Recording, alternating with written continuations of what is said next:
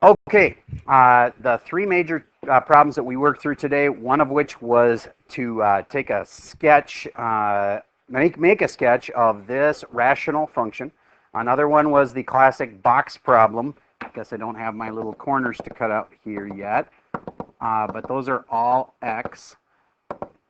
And we're going to keep working on the box thing. We'll keep making it more and more complicated over time. But the piece that I want to add into the box question has to do with limits. I already talked about, asked you to find the limit of the function. Now, I do have to put x goes to infinity. But there's a different kind of limit that I need to introduce you to. That's going to say x doesn't go to infinity. The only kind of limits you've done so far are where x goes to infinity. So let me explain in a moment how to do limits where they don't just go to infinity. All right, and this last is the rate kind of question. All right, so these are the major concepts that you need to know for tomorrow. And I'm hoping you're feeling pretty good about all of those, but this next one is going to be different. All right, so if you have a function like, for instance, I shouldn't make that dotted. Hold on. I'm going to make a dotted line like this, and then like this. And let's say it goes like that. All right. Now, what you've done in the past is be able to write limits for me as x approaches like infinity or as x approaches negative infinity. But you can also write limits for any part of the graph. All right, so we've just done right end and left end. So let's do the right end of this one. Just jog your memory. For this picture, what would the right end limit be? And then also write down the left end limit. So if you're in watch me mode, get out of that and actually answer this question. What's the left end and the right end limit of this function? And I have labeled it so that you should be able to tell what they go towards as you approach infinities. I'll pause for a second while you give that a try. Thanks for your patience on that. So you should have said that this one, as we go towards x is infinity, this is important to understand what you're doing. You're saying x is going forever that way, then what will the y be? Remember the x number's here. The y answer is here. That's what we want to know is what will y be when you get there? What will the y be when you go forever this way? 3. Now technically, the limit is approaching 3. Whenever you're doing limits, you're not saying it'll get to 3. Otherwise, you're also saying you can get to infinity. You know what I mean? You can get infinitely close to infinity, but you'll get infinitely close to 3. So these are the limit will approach 3. We know it won't actually get to 3. It'll just get really, really, really close. Okay, and on this end, of course, the limit on the left end is where x is approaching negative infinity, which goes a long ways that way. This will get closer and closer and closer and closer, and the limit will approach 3 again. It's 3 on both ends. You probably maybe some of you thought it has to be different or something, but it isn't. Raise your hand if you actually had that one right. Vast majority. Okay, good. Now, let's do a limit on the inside.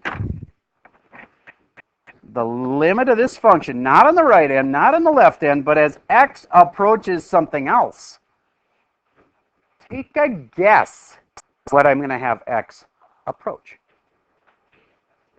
Nope. X approaches 0 is a common one. 2, because there's an asymptote there. And basically what it's asking is, well, if I approach x, and x, the thing I'm approaching is 2, then what does the function do? But this is kind of a trick question. Because do you get that this function, if you approach 2 from this way, and I'm walking down the x roads and I'm getting closer and closer to 2, the function starts doing something different than if I approach 2 from this direction. If I was approaching from over here and I get really close to 2, the function goes up. If I'm approaching from here and I get closer and closer to 2, the function, I get on this track and I go down. So there's 2 different answers. So you can approach 2 from 2 different directions. You can approach 2 from the right side, or you can approach 2 from the left side, and you'll get different limits. So here's how you do it. X approaches 2. Well, from which way? From the positives.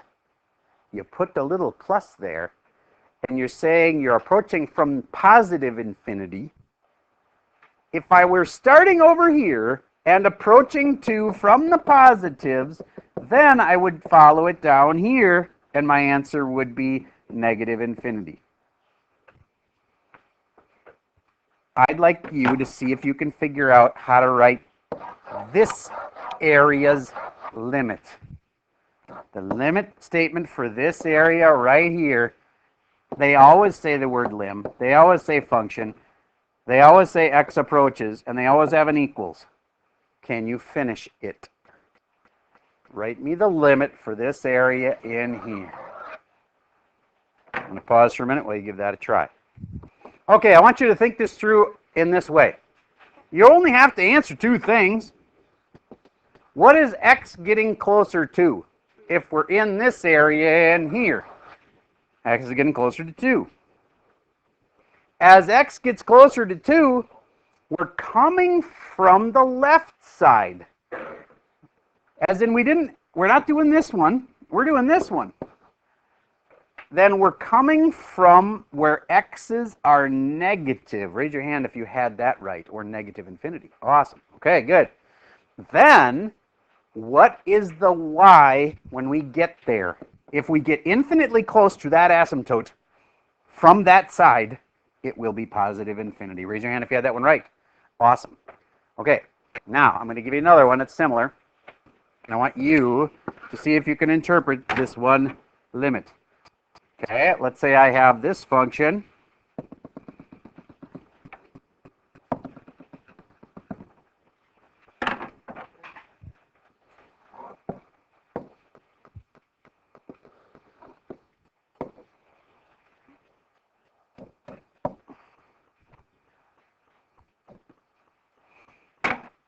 I want the right-hand limit, just so you don't forget how to do those. Figure out the right-hand limit of this. And then I'd like you to tell me both limits as it approaches -5. So I'll write them out for you. I want to know what the limit of the function is as x approaches 5 from both sides. You can't just do x approaches 5. You got to say from which side, because it'll do different things sometimes. All right, I'll give you a chance to give me those two limits. I like to think of them as inside limits instead of on the ends of the functions, on the inside of the function. Sometimes they would say the limit of the function as you approach the vertical asymptote. Yes? Oh, it is -5. Thank you. That's not just a 5, that's a -5. Sorry. I'm glad you said something.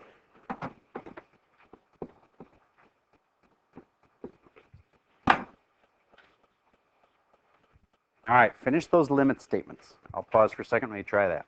All right, so you should have said that from this side, we're approaching -5 from the negatives. Did you put a little negative up there? You need that. You need to say where you're approaching 5 from, or -5. And this side, we're approaching the -5, which is, I'll make it nice and pink here to make it stand out. We're approaching that from this side over here. Coming from here, we're approaching -5. So that's coming from the positives, or coming from positive infinity. And what are they when you get there? Well, when you're coming from this side, which is from the left, this little thing was basically saying coming from the left, then I'd ride this train track and it would go to positive infinity. How many had that one right? Good. And if I come from this side and approach, I get on this train track, which also goes to positive infinity. All right. Now, that will be your only stretch question on the test, is something about that. Otherwise, you'll have seen it all, whether or not you can actually pull it all off. The other thing is that this is weird, obviously, only 4 questions. You never had a 4-question test before, right? So there's a relaxed grading standard. You don't have to get, for instance, what if you only get 2 out of 4 right? That's not a 50%. Okay, 2 out of 4 right's actually going to be a B on this test. You still need 3 out of 4 to get a straight A. And there'll be a tough enough one in there that you'll be like, this is really hard to get 4 out of 4. But should be doable to get 3 out of 4. Pretty easy to get 2 out of 4. What if you only get 1 out of 4? We have 70%. So basically that's I probably want to do this over again. So there's an easy question too. So everybody, I hope everybody's going to get a minimum of a 70. Yes?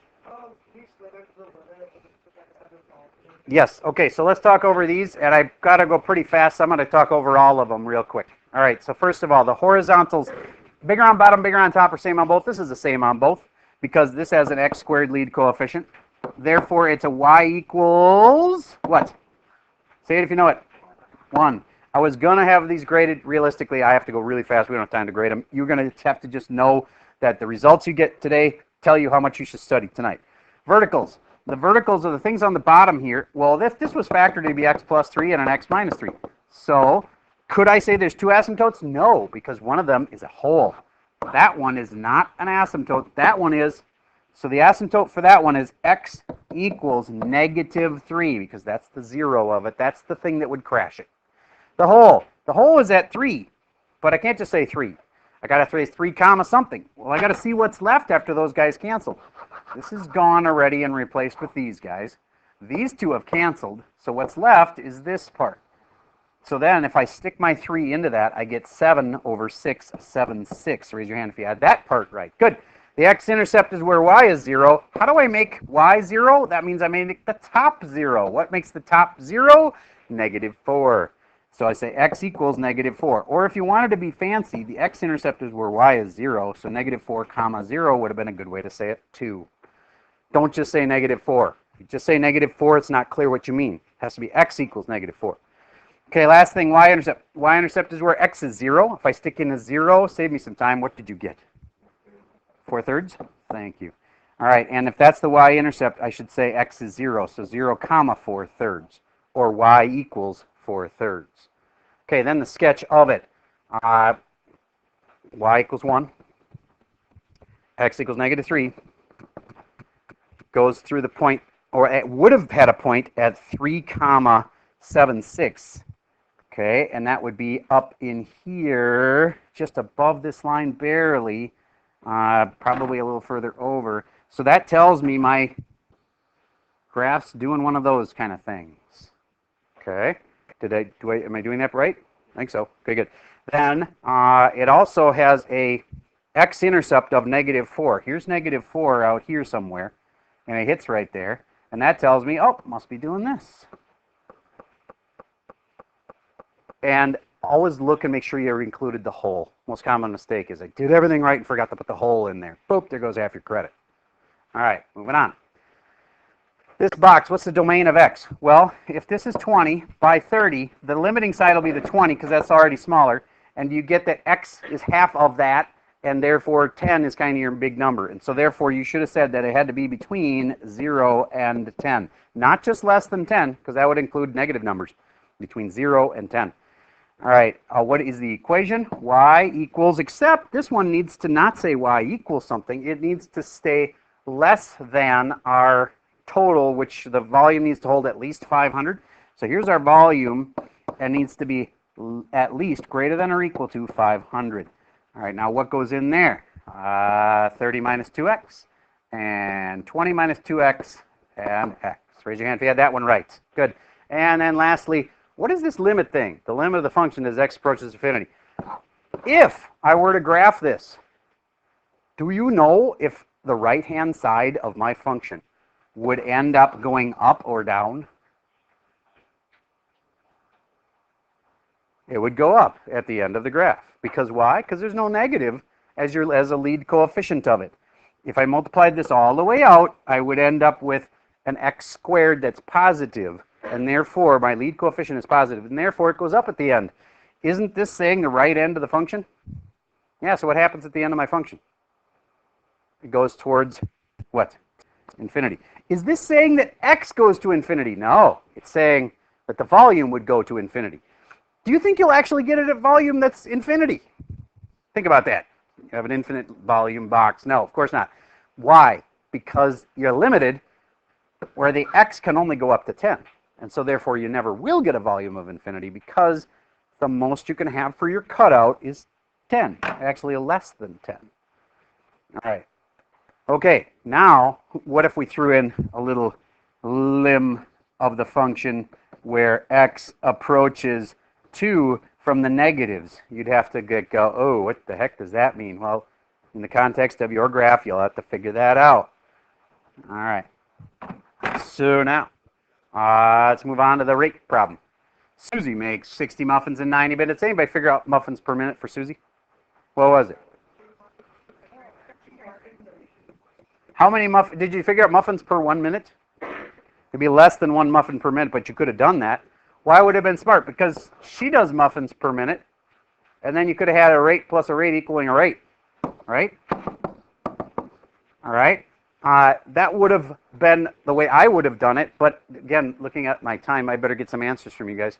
What do you think the answer was for how long it will take them to make 100 muffins? 6.8? All right. So then if we run out of time, at a minimum, everybody knows that 6.8 is the answer you're going to get. Now, I'm going to show you a way you could have done it. You could have done it in a lot of different ways. Please stay quiet. I know we're getting close, but I need to record a video, and you're going to need to quietly pack up and walk out in a moment when the bell rings, but I'll be still finishing this. If you want to watch, you can. All right. 60 muff per 90 min. Those cancel. That's 2/3 of a muffin per minute. That's the rate for Susie. So I'm going to say that's 0.66 muffins per min plus 14 muff per min equals what rate? Well, I can actually add them together, and I get 14.66. My rate is 14.66 muffins per minute. Then I just got to figure out what to do to get the 100. 100 muffins. If I want my answer to be 100 muff, then I can look at the units and say, I got to get rid of the minutes here. I got to multiply by minutes. I don't know how many minutes, so I put x, and there's an equation.